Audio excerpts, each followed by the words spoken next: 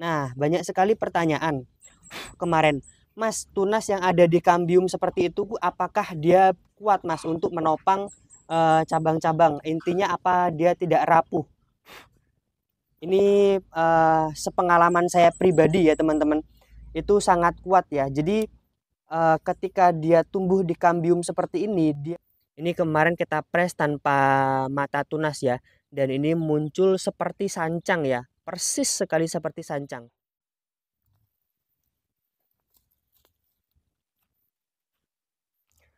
Nah, oke, assalamualaikum warahmatullahi wabarakatuh. Balik lagi bersama Bonsai Deso. Gimana sahabat kabarnya hari ini? Semoga sahabat dalam keadaan sehat walafiat ya, dan dilancarkan semua rezekinya, amin. Nah, oke, jadi kita hari ini habis seleksi akar lagi ya teman-teman, karena kita guyurin ya, karena kita sendiri yang program. Jadi ya mau nggak mau kita harus benar-benar intensif untuk pemrograman akar ini. Apalagi untuk akar ini kan memang sangat krusial ya kalau untuk di pemrograman.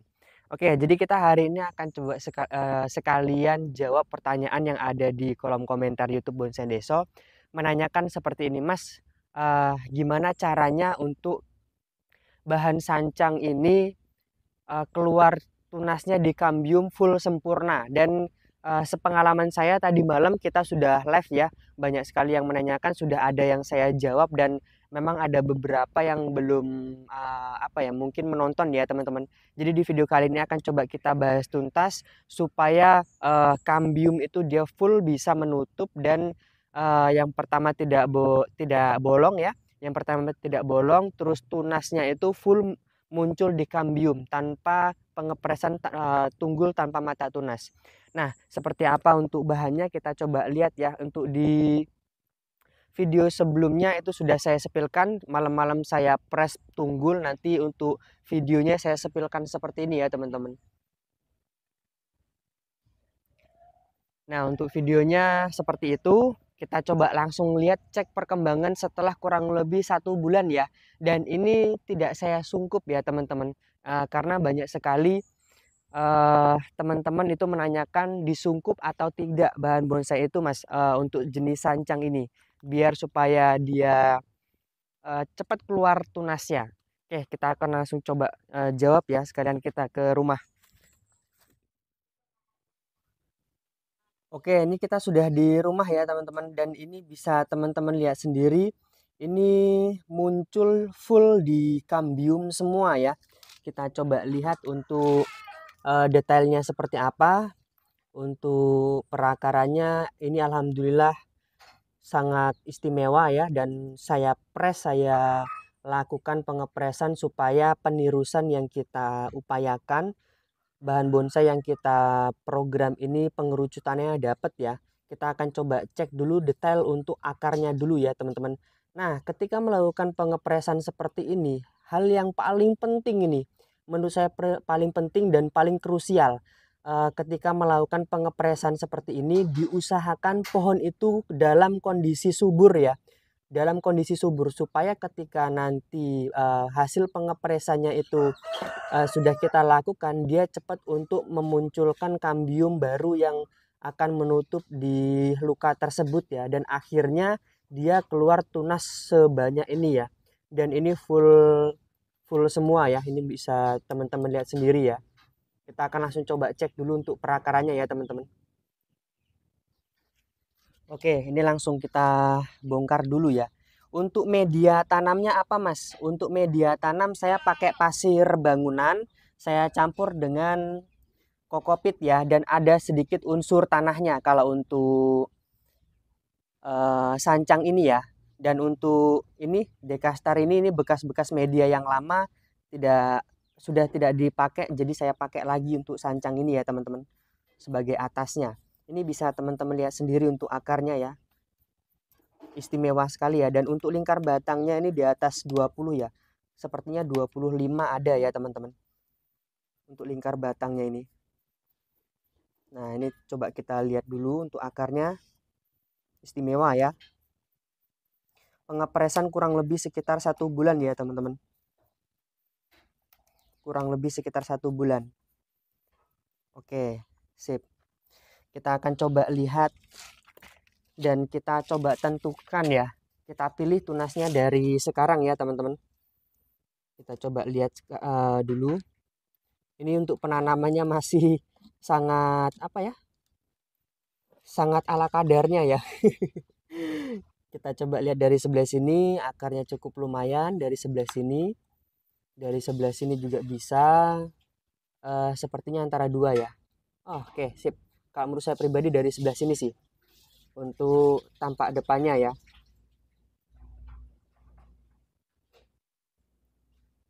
Aduh, nggak kelihatan ya.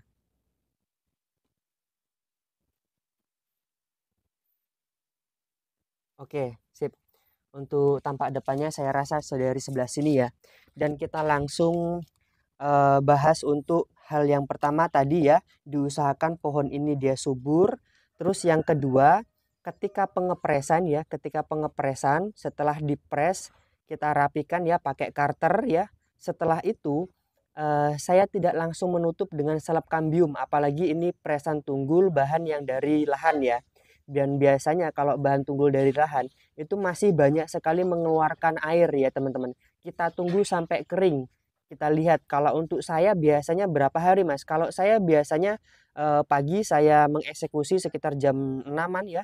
Itu jam paginya lagi itu sudah bisa kita kasih salep kambium ya. Jadi untuk airnya itu dia sudah apa ya, sudah tiris ya atau sudah mulai kering ya untuk bahan yang kita press. Jadi ketika nanti kambium itu dia keluar itu dia lebih cepat muncul tunasnya. Terus yang kedua, untuk penyungkupan. Nah, untuk penyungkupan seperti ini saya biasanya melakukan ini terus terang untuk bahan yang ini presan tunggul ini tidak saya sungkup sama sekali ya karena saya tahu bahan yang saya press ini dia subur dalam benar-benar kondisi subur kemarin makanya saya berani press. Terus yang kedua memang tidak saya kasih tidak saya sungkup maksudnya.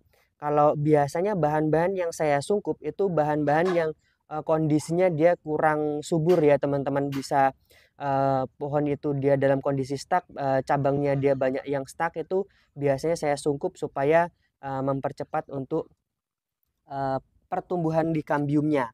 Nah, jadi intinya dia seperti itu ya. Kita langsung coba seleksi dulu. Kita lihat tunas-tunas yang tidak perlu langsung kita eksekusi saja ya. Nah, ini sangat banyak sekali dan full tumbuhnya ini di kambium ya teman-teman.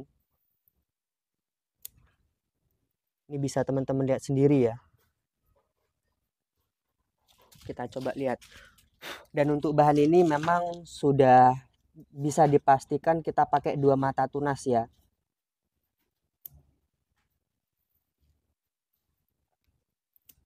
Oke, sip.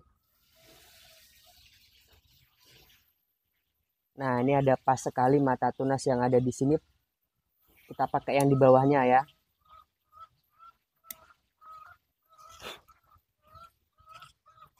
Kita coba lihat. Oh, di sini juga ada. Ini kita potong habis semua. Nih, munculnya di kambium semua ya, teman-teman. Dan untuk hasil pengepresannya ini bisa terlihat dia bagus sekali ya. Tuh. Full muncul di kambium semua ya. Ini tadi kalau kita rapikan dulu bisa terlihat bendolan-bendolan bekas kambiumnya bagus sekali ya teman-teman. Ini kita coba kita lihat dulu. Kita pilih salah satu saja ya.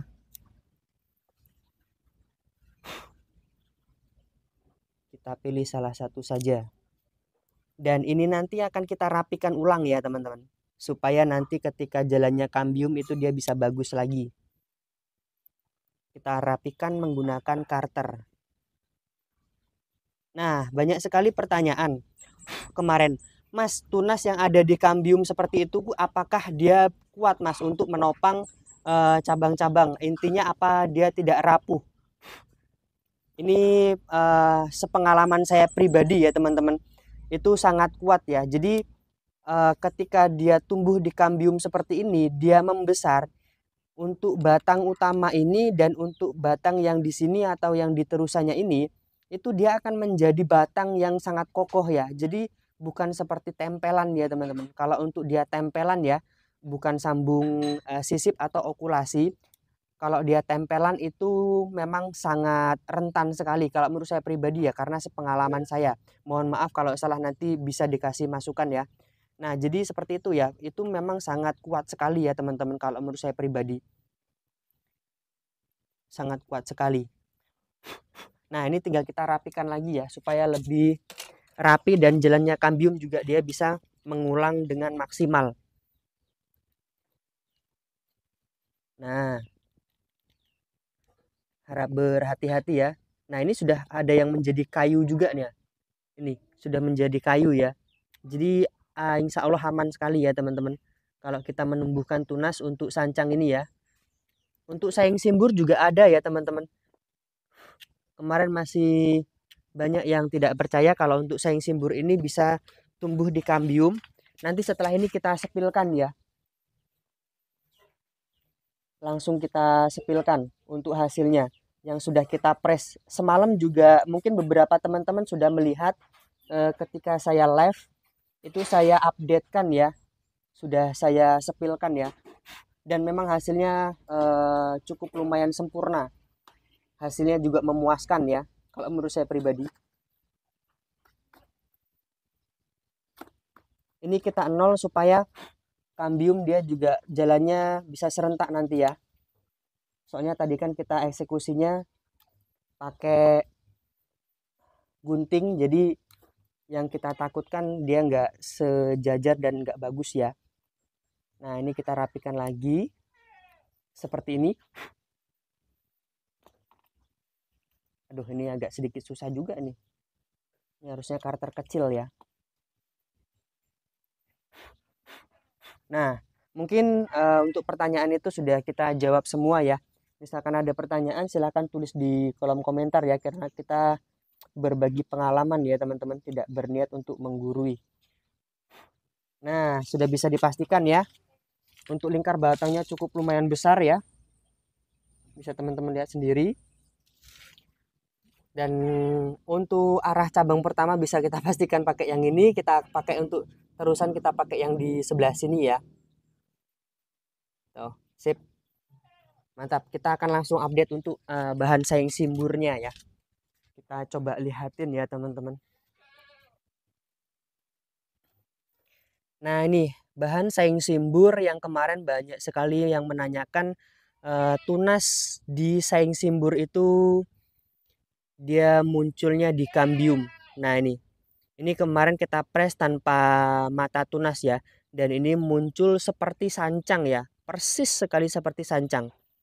Ini bisa teman-teman lihat sendiri ya. Tuh.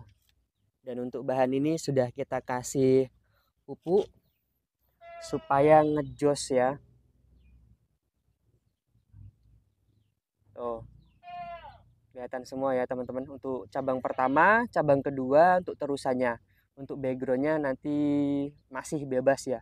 Karena untuk akarnya maksimal semua. Oke, jadi cukup seperti itu. Semoga menginspirasi, semoga menjawab pertanyaan yang masuk di kolom komentar. Nanti next video akan kita bahas bahan-bahan yang selanjutnya ya. Terima kasih yang sudah menonton, terima kasih yang sudah bantu like. Semoga teman-teman dan keluarga sehat selalu dan selalu dilancarkan semua rezekinya, amin. Salam dari saya, salam dari Bonsai Deso. Assalamualaikum warahmatullahi wabarakatuh. Mantap ya.